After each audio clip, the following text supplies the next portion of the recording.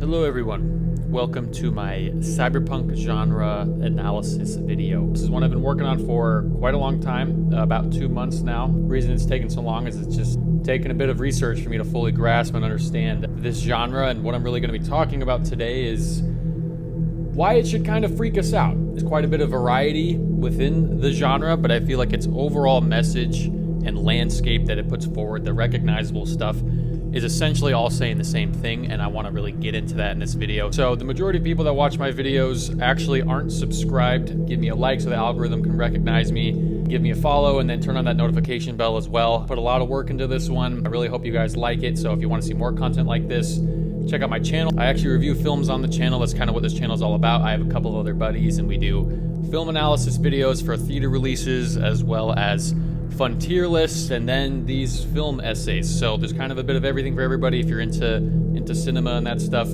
go check us out. So yeah, without further ado, let's get into it.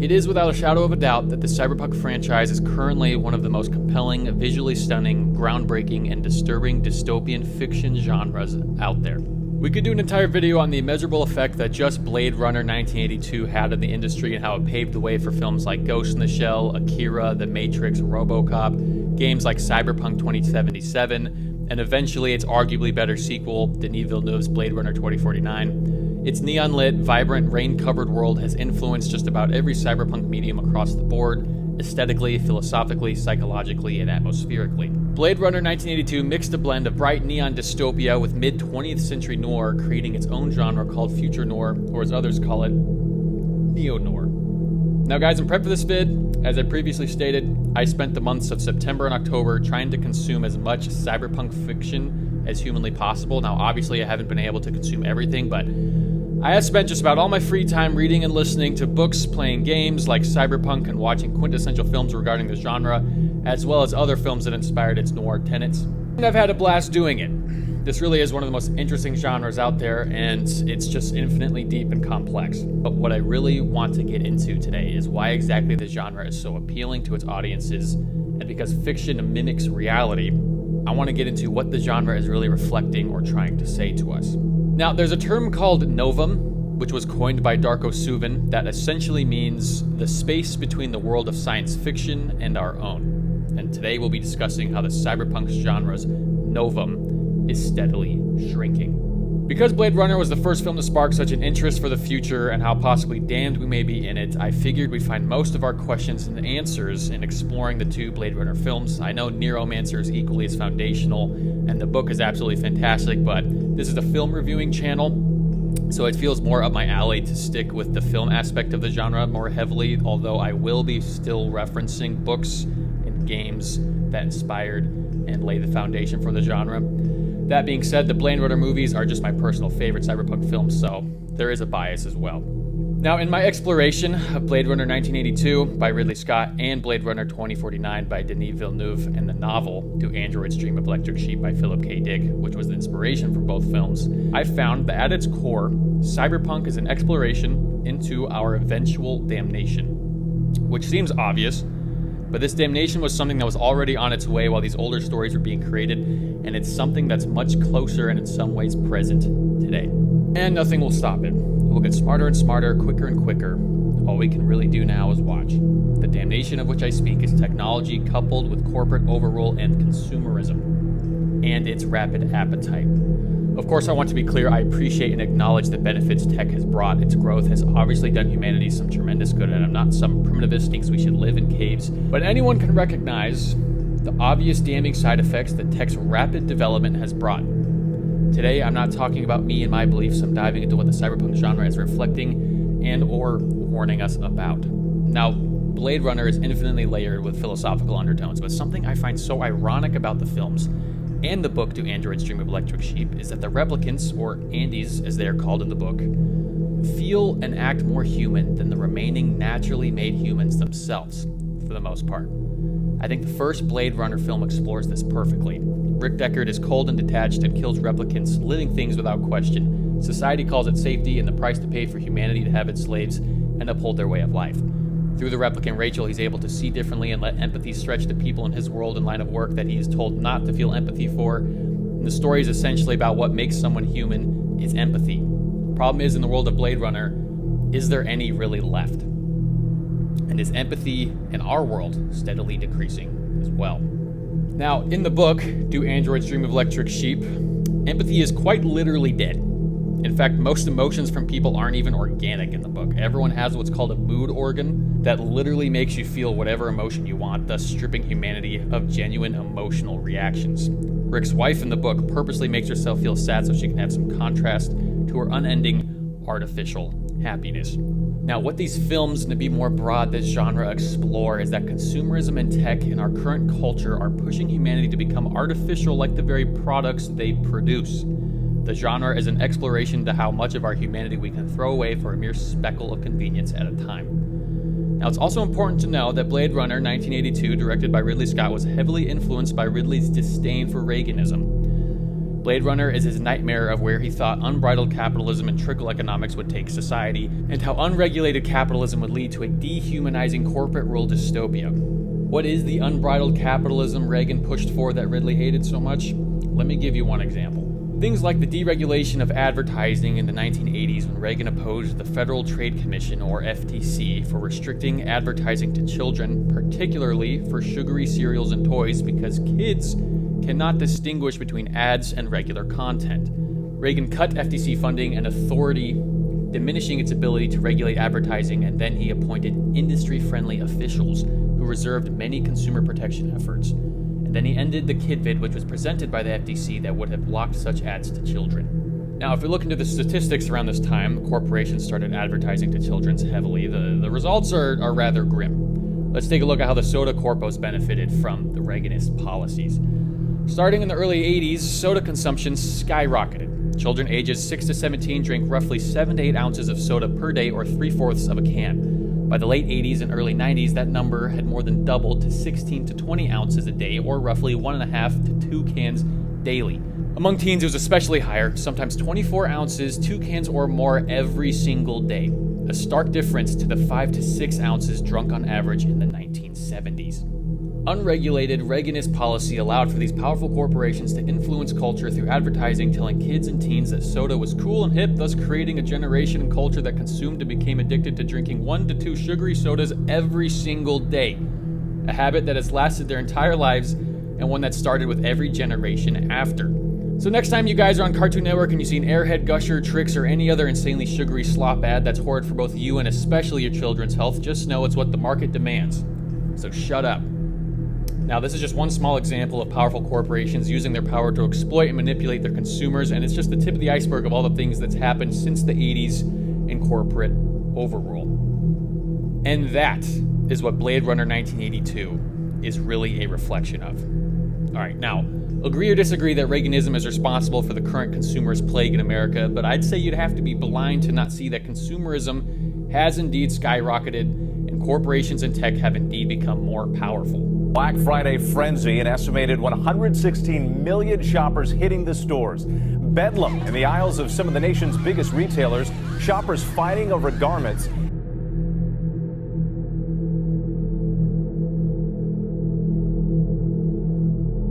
Obesity continues to be a growing concern for children and teens across the country, with new reports showing that rates have not gotten better. They've actually doubled over the past 20 years. As we transition out of the last pandemic, we're entering a new pandemic of addiction that might be the most pervasive addiction in human history. The world's 85 richest people is equal to the 3.5 billion poorest people. It's fantastic. And this is a great thing because it inspires everybody, gets the motivation to look up to the 1% and say, I want to become one of those people. I'm going to fight hard to get up to the top. This is fantastic news, and of course I applaud it. Somebody living on I celebrate capitalism. $1 a day in Africa is getting up in the morning and saying, I'm going to be Bill Gates. That's the motivation everybody needs. The dead landscape and hellish neon dystopia in Blade Runner is Ridley's vision of where Reaganism would bring society.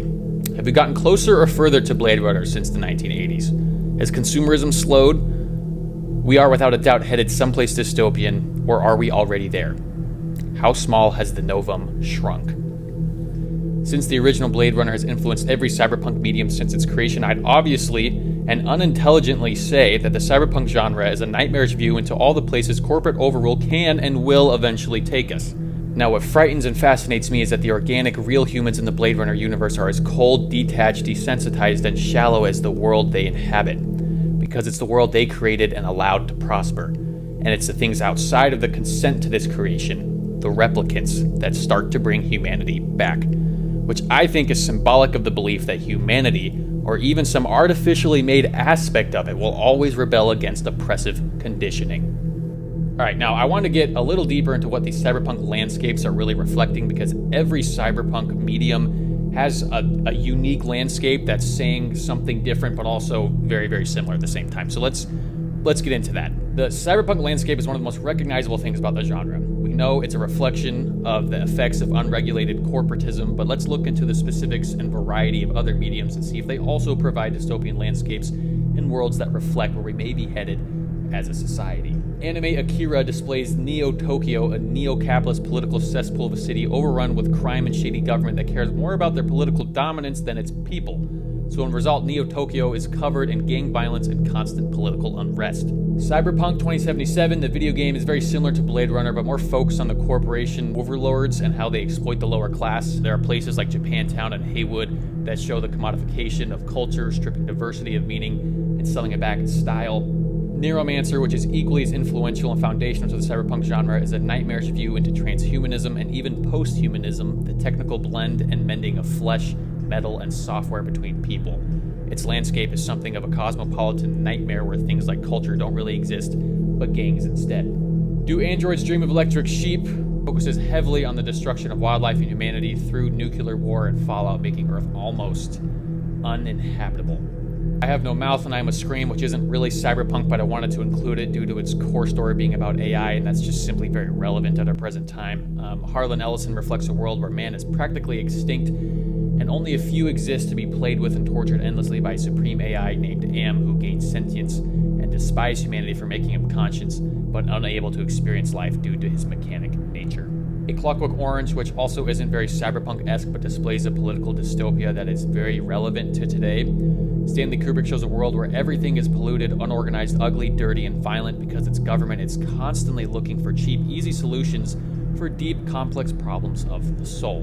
Ghost in the Shell also explores transhumanism, probably deeper than any cyberpunk movie I've ever seen, and terrifyingly explores when humanity and technology will be indistinguishable from one another, and if that's a good thing or not. Now, there's many more, but all of these worlds and landscapes are different, but display an exaggerated reflection of current real-world problems and how, if they remain unchanged, will become our eventual fate. Now, in all of these worlds, we see things like, get ready for some really fun buzzwords that you can Google the definitions of: insurrection, nuclear fallout, techno-feudalism, techno-capitalism, neoliberalism, AI takeover, anarchism, postmodernism, technocratic capitalism, nihilism, techno-libertarianism, transhumanism, consumerism, hedonism, tribalism, techno-accelerationism, nihilistic techno-fetishism, and post-humanism. They're all very present, real problems we see all over society today. Your homework, go Google what all those words mean. It's pretty fascinating, actually. Let's take a deeper peek at how things look in Blade Runner specifically. The cities are dark, wet, and dreary. The only light provided to be able to see is artificial and neon from an endless jungle of advertisements that pollute the city. Ads for things like joy, a perfect AI girlfriend that's completely customizable to your liking. What the landscape really represents is a dead soul consumed with artificiality and void of genuine experiences, or a society of people who lack any form of theosophy. A technocratic world rampant with corporate domination. The streets are covered with people speaking unidentifiable languages, but things like Coca-Cola live on, showing how corporations will outlast nations. The people who remain are hedonistic cattle who only live to consume. It's a system that eats everything, constantly adapting. If it can find a way to buy and sell your soul, nothing will stop it from doing so. Sacrifice your soul for the artificial convenience corporations provide. What the system needs and wants is sheep that eat whatever they are given. Now, I want you to think about it honestly. How often are you able to be present in a moment today? How often are we able to turn off our minds and wonder without the pulsating urge to consume something that provides quick and easy dopamine? You feel like the human experience is becoming more and more present? Are people becoming less and less isolated? Think of how many things you used to experience that you simply don't anymore. The Blade Runner and Cyberpunk world reflect the dead space that we will fill our souls with. A barren landscape void of any human connection, full of dead thoughts and hedonistic impulses. A place where nothing is sacred and everything is packaged and sold. Joe in Blade Runner 2049 is the perfect example of what the system wants. An obedient replicant that has no emotions and fills the void of his empty soul with product. And what makes the film so damn good is that he eventually rejects it. Okay, now I'm going to say something rather obvious. It's the fact that being a human is hard. Being sentient is no cakewalk. It comes with a lot of baggage and suffering. Now, wouldn't it be sweet if something could help lighten the load? Isn't that what tech is for? To free us from things, to allow us to spend more time living the human experience? Yes, that is tech's proper function, but when coupled with the corporate-ruled techno-feudalist society, it oversteps its bounds. AI or porn is not meant to be a romantic sexual partner. Egregious consumption of sugary cereals, candy and sodas, or junk food should not be something associated with kids just being kids. Remember, addiction is never good, but it's exactly what they want you to be. Addicted to your phone, to food, to sports, to gambling, to porn, anything that can be packaged and sold. We need to reject consumerism and accept humanism. And that brings me to Blade Runner 2049, which I think directly gives a solution to one of the very real and present problems that almost every cyberpunk medium puts forward. We need to understand that we are responsible for our current societal issues. We can't just blame all the corpos or certain politicians or CEOs because we allowed and still allow them to exert such power over us. We spend hours upon hours scrolling on Instagram, gambling, eating, spending, so much so that we are blinded by what's sucking out our very soul. We need to be stronger than the product that's designed to enslave us. Now, I'm not advocating to never buying materials or things ever again. I'm simply showcasing the damning mentality of the consumerist ideology and how the cyberpunk genre does the same. What these films, books, and games show is that the system sees us as nothing more than cattle. Corpos armed with technology is on its way to steal the human experience and pollute it with something they can put a price tag on. And we will buy and sell because it provides us a little piece of convenience at a time. It slowly eliminates our suffering, but in return numbs our soul and makes us no more sentient than livestock. So what's the answer? What does Joe in Blade Runner do? He rebels against his conditioning. He accepts that to be human is to stoically suffer, and that suffering adds context, meaning, and value to his existence. He dies for a cause he believes in. Looking to live a life void of any suffering is childish, and I think the very idea is something that feeds the consumerist mindset.